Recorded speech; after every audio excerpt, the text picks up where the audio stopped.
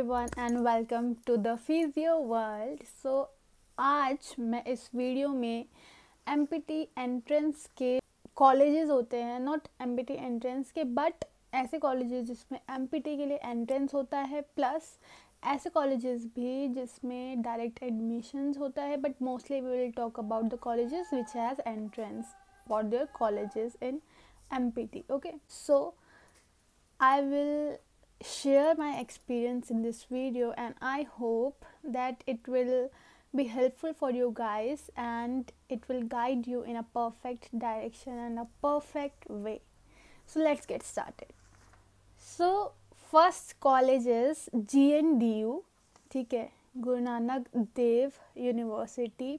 सो GNDU क्या है कि ये आपका पंजाब में सिचुएटेड है एंड इसके लिए एंट्रेंस होता है। GNDU से ही रिलेटेड उसका नेम समथिंग रहता है, ठीक है। सो मोस्टली ऐसे रहते हैं कि CET means common entrance test for PG MPT इस तरह से होता है, ठीक है। सो बेसिकली इसमें दो अलग अलग MPT के लिए पेपर्स होते हैं, उनके मतलब एंट्रेंस होते हैं, और जो दो हैं वो है ऑर्थो एंड स्पोर्ट्स। ऑर्थो का अलग होता है एंड स्पोर्ट्स का अलग होता है।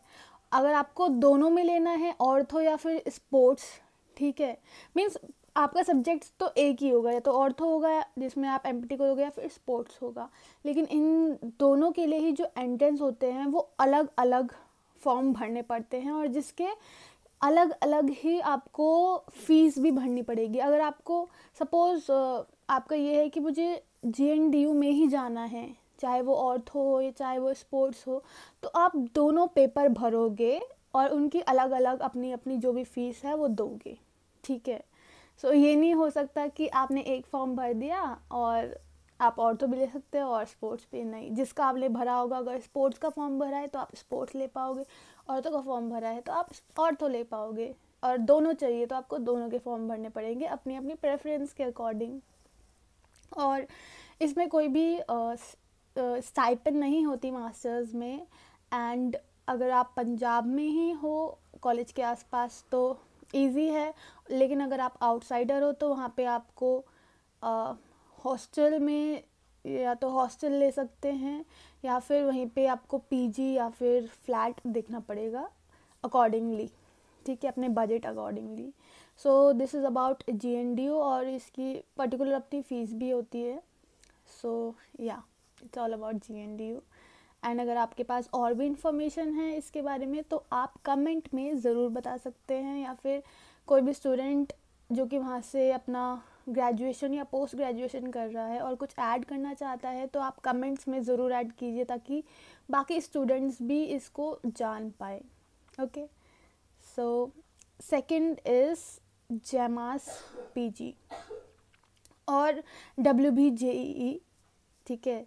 So WBJEE West Bengal joint entrance examination, ये होता है वेस्ट बंगाल में जो कॉलेज हैं उनके लिए, ठीक है। एंड वैसे तो बहुत सारे कॉलेजेस आते हैं इसके अंडर वेस्ट बंगाल के, बट जो टॉप मोस्ट कॉलेज है, जो फर्स्ट नंबर पे इसमें कॉलेज है, वो है NILD, national institute for locomotion and disabilities. So NILD में जो भी WBJEE के जो टॉप रैंकर्स होते हैं, according to the number of seats for generals SC और ST, सो उस अकॉर्डिंगली उनको सीट्स मिलती हैं वहाँ पे। और मास्टर्स में सबसे बड़ा कुछ कॉलेजेस में ये ड्रॉबैक होता है कि जो सीट्स होती हैं वो बहुत लिमिटेड होती हैं, ठीक है।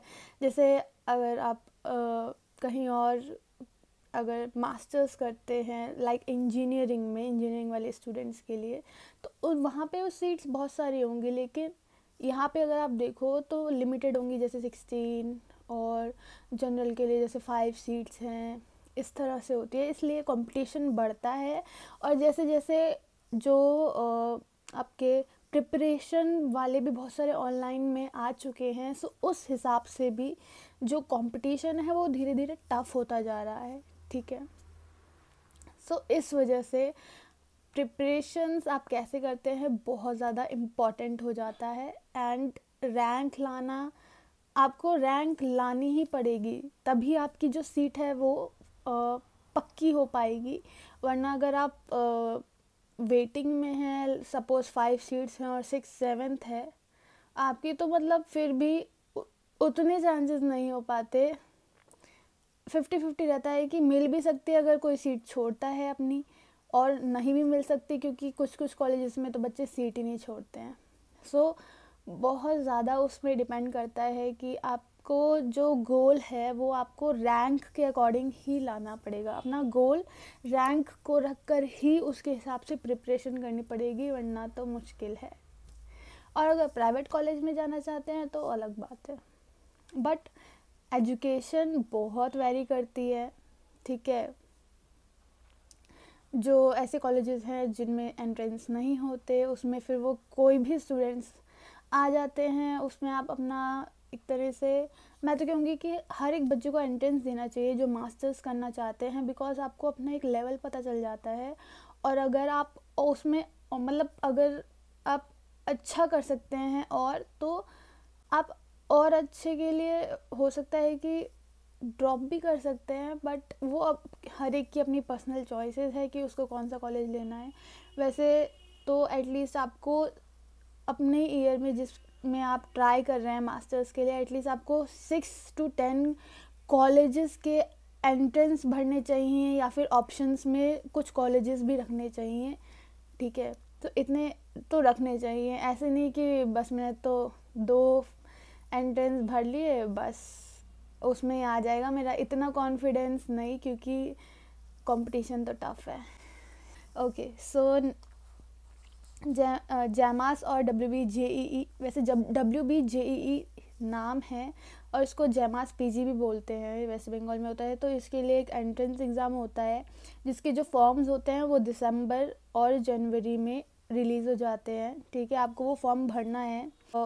NILD के में जो मास्टर्स में ऑप्शंस होते हैं वो ऑर्थो एंड न्यूरो का होता है, ठीक है। उसमें भी न्यूरो का एक और ऑर्थो का, अब धीरे धीरे इंक्रीज़ हो रहे हैं ऑप्शंस भी, थोड़े वैरायटी भी आ रही है, बट अभी तक जो मुझे पता है उस इंफॉर्मेशन के अकॉर्डिंग इतना है, ठीक है। एंड धीरे धीरे सीट्स भी बढ़ती हैं। सो this is about West Bengal joint entrance examination we have talked, and now we will be talking about another college whose name is SRM, ठीक है। SRM कॉलेज, और उसके जो एंट्रेंस का नाम है वो है SRM JEEH PG।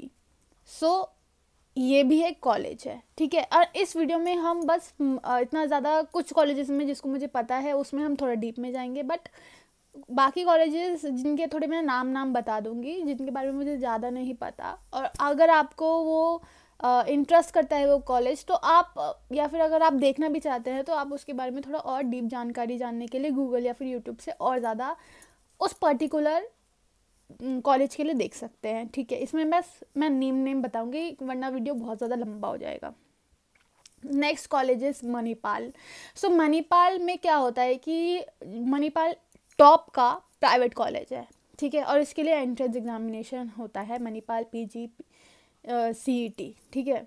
सो ये जो मणिपाल है ना, तो इसमें मेनली 3 अलग अलग इसके अंडर में कॉलेज आते हैं। एक जो मेन ब्रांच है वो उडुपी में है, और फिर 2 अलग अलग और ब्रांचेस हैं, ठीक है। अब वो इतना डिटेल में नहीं, बाकी कॉमन एंट्रेंस एग्जामिनेशन एक ही होता है। और इसमें क्या होता है कि पहले आप फॉर्म भर लेते हैं, एंड फीस हो जाती है। उसके बाद कुछ टाइम बाद इसमें भी आपको देखना पड़ेगा कि फॉर्म्स कब निकल रहे हैं, इसके लिए आपको एकदम अपडेटेड रहना पड़ेगा।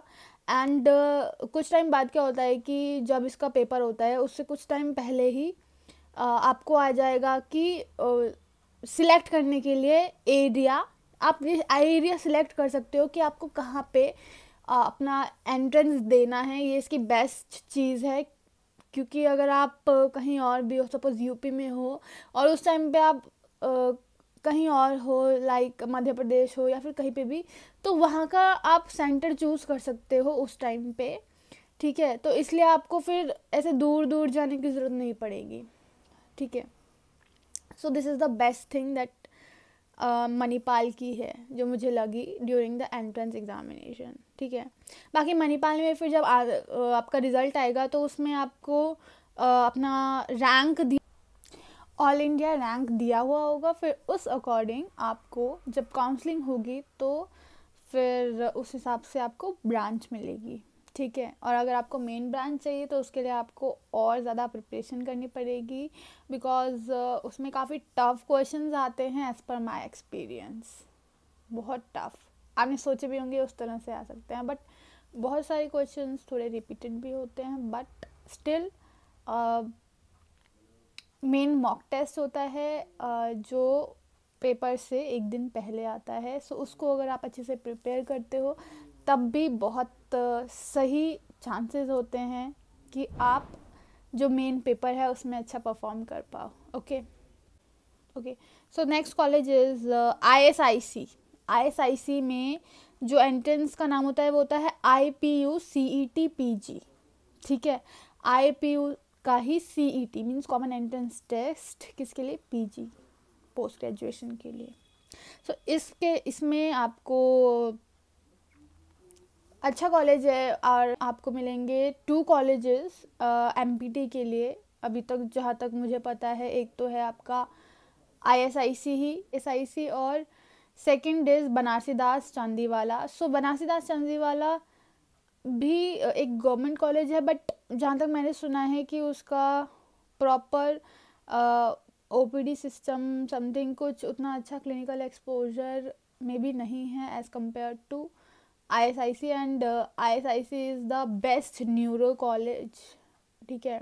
वहाँ पे बहुत अच्छा एक्सपोजर है और बाकी स्ट्रीम्स के लिए भी अच्छा है ये, ठीक है, अगर आप देखा जाए तो यस। बट इसमें क्या होता है कि जो दिल्ली से जिन्होंने अपनी बैचलर्स की है उनके बहुत अच्छे चांसेस होते हैं, एंड अगर आप दिल्ली से आपने अपनी बैचलर्स की है तो please don't forget to give this entrance, because आपके बहुत ज़्यादा अच्छे चांसेस होते हैं कि आपका हो जाए।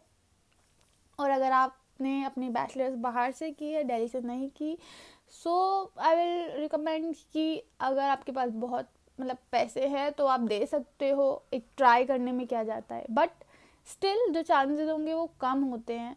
आपको अगर आप आउटसाइड दिल्ली से आपने बैचलर्स की है, अगर आपको उसमें जाना है तो एटलीस्ट आपके 1 to टॉप 3 में रैंक आनी चाहिए, ये समझ लो। इसलिए अपना एम बड़ा करके चलना, ठीक है, ठीक है। So this is about ISIC। Next is SV निर्तार। सो SV निर्तार में क्या बहुत अच्छा कॉलेज है, टॉप गवर्नमेंट कॉलेज है फॉर MPT, ठीक है। एंड इसमें डिफरेंट है, ऑर्थो भी है, स्पोर्ट्स, न्यूरो। सो वहाँ पे SV निर्तार में पीडियाट्रिक्स का एक न्यू OPD खुली है, उस हिसाब से फिर उनके कुछ सीट्स पे इंक्रीज हो चुकी हैं। सो डिफरेंट है उसमें, ये भी आपके प्रेफरेंस के अकॉर्डिंग प्लस आपकी जितनी रैंक आई है उस हिसाब से आप जाते हो। लास्ट से लास्ट तो एक्चुअली 12 सीट्स तक थी जनरल की, बट अब शायद बढ़ चुकी हैं क्योंकि मैंने बताया OPD बनी है तो सीट्स बढ़ी हैं। एंड हर एक की अपनी अपनी सीट्स है, SC की अलग अपनी पर्टिकुलर सीट्स हैं, SC की अलग है, ठीक है, OBC के अलग है, एंड वो आपको थोड़ा देखना पड़ेगा कि क्या क्या है। सो यस, SV निर्तार का तो एटलीस्ट आपको देना ही चाहिए क्योंकि ये टॉप 1 गवर्नमेंट कॉलेज है, एंड ऑर्थो के लिए तो यह बेस्ट है, ठीक है। सो या इसके लिए भी SV निर्तार का अपना CET कॉमन एंट्रेंस टेस्ट होता है PG के लिए। सो इसमें भी आपको डेट से अपडेटेड रहना पड़ेगा कि कब इसकी डेट आ रही है, उसको फिल करो, फिर कब फॉर्म्स निकल रहे हैं, ये सब पता होना चाहिए। देन एंट्रेंस कब है, ये इस सब को आपको एक डायरी बना लो, उसमें लिख लो, या फिर एक पेज पे लिख के अपने वॉल पे चिपका दो, ये आपको पता होना चाहिए। क्योंकि अगर एक भी कुछ भी डेट मिस हुई या फॉर्म मिस हुआ तो फिर आप रह जाओगे वो फॉर्म देने से, वो पेपर देने से बेसिकली। सो या next college is Khalsa college Punjab. So Khalsa college Punjab के लिए भी एक कॉमन एक एंट्रेंस टेस्ट होता है, वो भी वो आपको अपडेटेड रहना पड़ेगा, फॉर्म्स कब निकल रहे हैं, ठीक है। सो यस, खालसा कॉलेज ये भी पंजाब में है और आपको पता होना चाहिए कि कब इसके फॉर्म्स निकल रहे हैं एंड कब टेस्ट है, फिर उस अकॉर्डिंगली आपको देना पड़ेगा एंड फिर उसमें रैंक्स आएंगी, उस अकॉर्डिंग सीट मिलेगी, ये सब होता है। देन है PGP-CET। PGP-CET is for Maharashtra and also for people who have citizenship of I guess Maharashtra, बाकी डिटेल में नहीं पता बिकॉज कुछ ऐसे भी लोग होते हैं जो कि जैसे महाराष्ट्र से होते हैं बट कहीं और उन्होंने अपनी बैचलर्स की हुई होती है, बट अगर उनके पास उनका शायद डोमिसाइल है महाराष्ट्र का तो वो दे सकते हैं, इस तरह से होता है। एंड यस, ये सारे बाकी स्टेट्स के स्टूडेंट्स के लिए नहीं होता। एंड इसमें भी ऐसे इसके अंडर बहुत सारे कॉलेजेस आते हैं, कुछ कॉलेजेस जो होते हैं वो गवर्नमेंट के कॉलेजेस होते हैं और कुछ कॉलेजेस में प्राइवेट भी आते हैं एंड कुछ कॉलेज में स्टाइपेंड मिलता है, कुछ कॉलेज में स्टाइपेंड नहीं मिलता है, वो आपके रैंक पे भी डिपेंड करता है। सो या good rank means good seat plus many benefits. Okay, basically stipend का बेनिफिट और अच्छा कॉलेज पाने का बेनिफिट ये होता है, बाकी स्टडीज़ तो कॉलेज वाइज होती हैं वो। Then is CMC Vellore. तो CMC वेलोर एक क्रिश्चियन कॉलेज है एंड इसमें भी कुछ पर्टिकुलर सीट्स होती हैं, प्लस इसमें इंटरव्यू भी होता है। सो यस, उस अकॉर्डिंगली आपको फिर उस तरह से प्रिपेयर होना पड़ेगा। बट यस, इसमें सीट्स बहुत लिमिटेड होती हैं एंड आउटसाइडर्स के लिए आई गेस बहुत एक सीट होती है या समथिंग कुछ सीट होती है। एंड यस, इसमें भी आपको मतलब सोच के आपको इसका फॉर्म भरना पड़ेगा, but yes it's a good college, बहुत अच्छा कॉलेज है एंड स्टडीज़ भी बहुत अच्छी होती हैं CMC वेलोर में। Then next is Jamia Millia Islamia, JMI। Jamia Millia Islamia जो है वो उसका भी एक एंट्रेंस होता है एंड इसमें भी क्या होता है कि कुछ सीट्स का ही होता है, अगर एंड पर्टिकुलर सीट्स में अगर आपका रैंक अच्छी आई है तो आपको कॉलेज मिल जाता है एंड वरना आप फिर वेटिंग में चले जाते हो। वेटिंग का भी तब क्लियर होगा अगर कोई जिनकी सीट मिली है, रैंकर्स अगर अपनी सीट्स छोड़ते हैं तब चांसेस बनते हैं कि जो वेटिंग लिस्ट है वो धीरे धीरे आपको सीट मिल सकती है। बट स्टिल मेन तो यही रहेगा कि आप अपने रैंक लाओ, उस तरह से अपनी मेहनत करो। एंड ऑल्सो इसमें मुस्लिम्स के लिए बहुत सारे कोटे होता है। सो अगर आप मुस्लिम स्टूडेंट हैं और अपना करना चाहते हैं मास्टर्स तो उन लोगों के लिए बहुत अच्छा चांस है कि उनको सीट मिल जाएगी, ठीक है। बट हाँ, मेहनत तो सबको ही करनी है, बट चांसेस थोड़े बढ़ जाते हैं। Okay, so yes, it is very good for Muslim students who wants to pursue masters. Okay, फिर आता है आपका जामिया हमदर्द। सो जामिया हमदर्द भी इसमें भी आपका एंट्रेंस होता है एंड बस थोड़ा ये जामिया मिलिया इस्लामिया JMI से थोड़ा सा इसमें फ़ीस में थोड़ा सा कम होता है या तो ज़्यादा होता है, इस तरह से ये इन दोनों का थोड़ा फीस में प्लस क्वालिटी एजुकेशन JMI में थोड़ी सी बेटर है एज़ कम्पेयर टू JMH। बाकी अगर आप कोई स्टूडेंट्स देख रहे हैं वो ज़्यादा अच्छे से बता पाएगा, ठीक है। So yes, hey everyone, I hope आपको ये वीडियो मेरी अच्छी लगी होगी एंड अगर आपको इन कॉलेजेस के बारे में जो मैंने इन्फॉर्मेशन दी है उसके अलावा और भी इन्फॉर्मेशन है या जानकारी है तो please do comment in the comment section, ताकि वो जानकारी हर उस स्टूडेंट तक पहुंच सके जो कि उस कॉलेज के लिए ड्रीम देख रहा है। So thank you so much for watching this video and बाकी के कॉलेजेस हम सेकेंड पार्ट में कवर करेंगे। Stay tuned for upcoming videos. Till then take care, bye bye.